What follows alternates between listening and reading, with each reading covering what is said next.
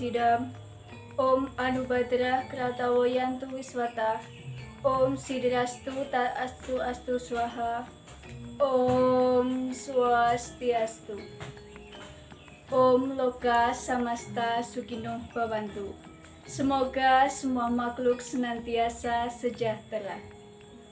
Umat sedharma dimanapun berada yang saya hormati, rasa angayu bahagia saya haturkan kehadapan Ida Sang Hyang Widi yang Maha Kuasa.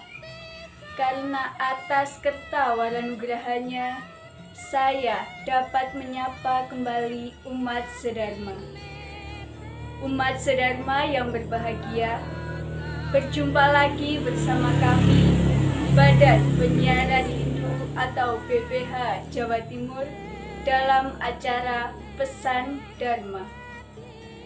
Umat sedharma yang berbahagia, pada kesempatan yang berbahagia ini, izinkan saya menyampaikan sepatah dua kata yang saya ambil dari ajaran suci Weda. Umat sedharma yang berbahagia, di masa yang sekarang ini, Indonesia banyak sekali diterpa musibah. Hingga detik ini, wabah virus corona pun belum usai dari negara kita. Akan tetapi, dengan keadaan yang demikian, jangan pernah menghentikan langkah kita untuk melakukan dharma dimanapun, kapanpun, dan apapun kondisinya.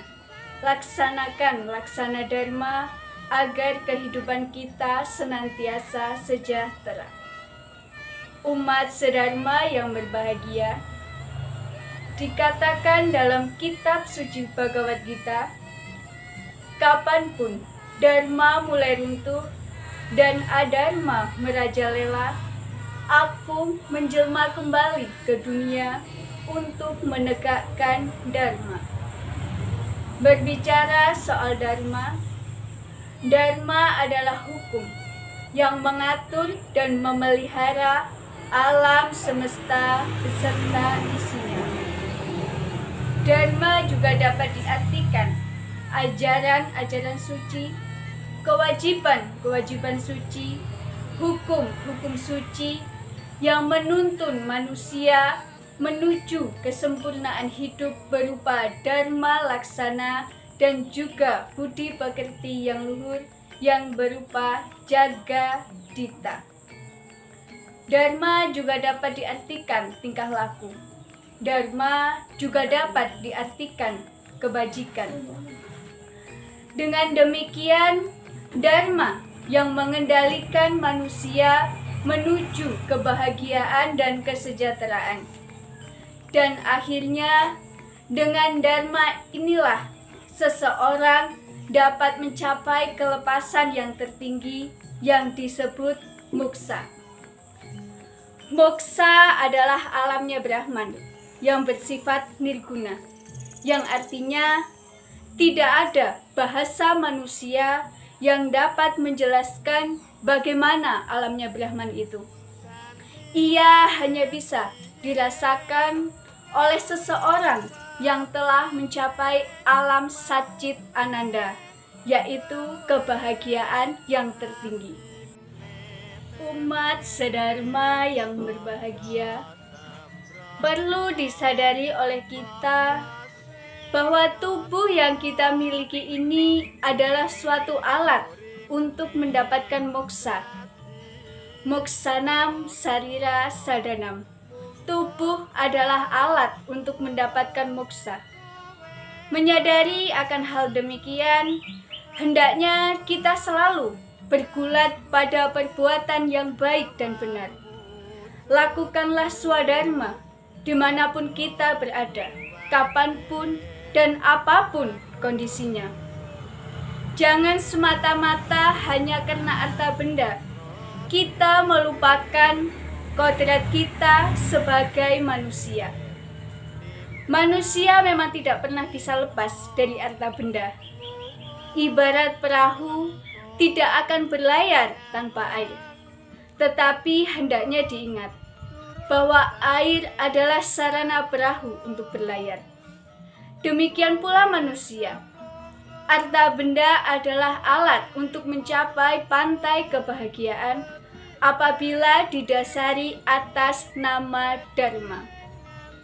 Karena nantinya ketika kita sudah berhadapan dengan Ida Sang Hyang Widi, yang jadi salah satu pertanyaan pentingnya adalah bukan seberapa harta benda yang kita miliki, bukan seberapa uang yang kita miliki, bukan seberapa banyak ijazah yang kita miliki, akan tetapi dharma apa yang sudah kita lakukan dalam kehidupan kita, apa yang sudah kita lakukan untuk sesama.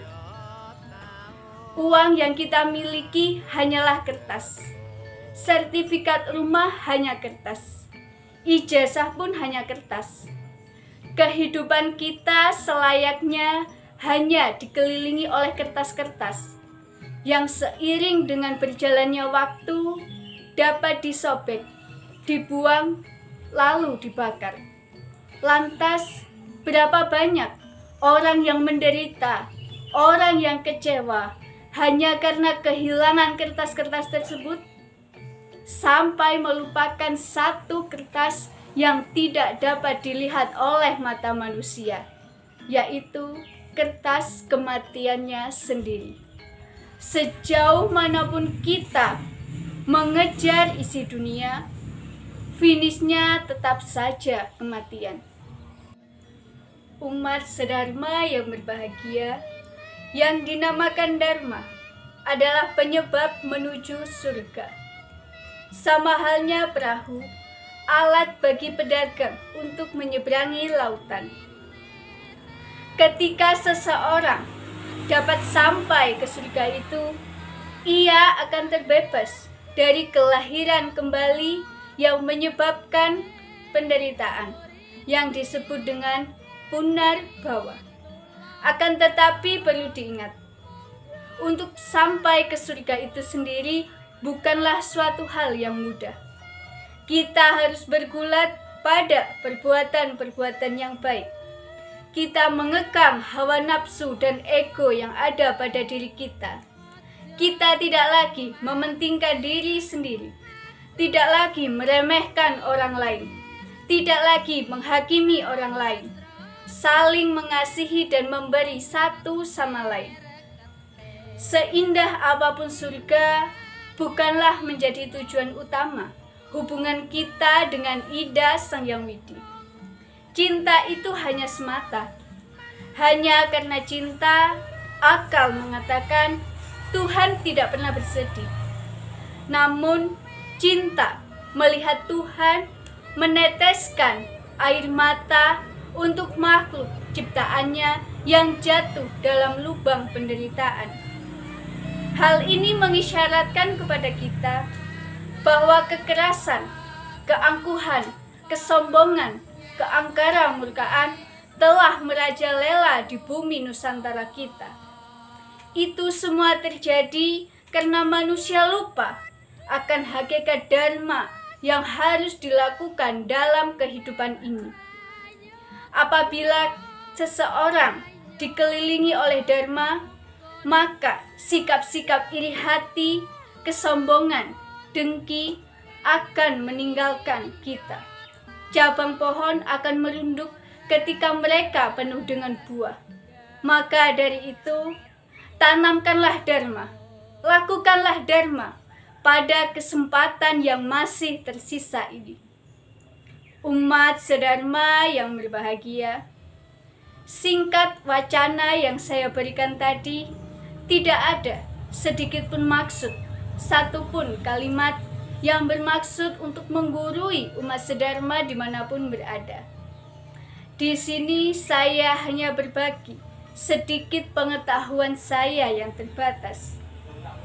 Jangan dilihat siapa yang berbicara, tapi dengarkan apa yang dibicarakan. Maknai kalimatnya, jangan dengarkan suaranya.